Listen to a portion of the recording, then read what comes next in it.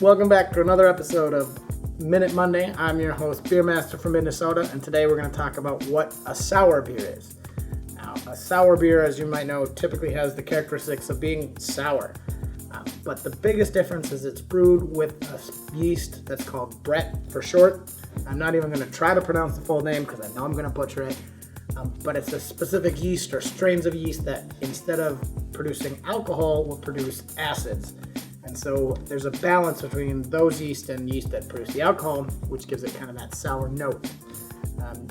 Sour beers were probably the first style of beer ever made because these yeasts can either be introduced on purpose or naturally through open air.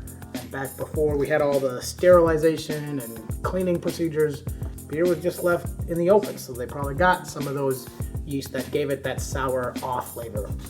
The notes that you get from these Bretts can range from funky barnyard to sour to tart. Typically just a flavor that you wouldn't find in your normal lager or ale or typical beer.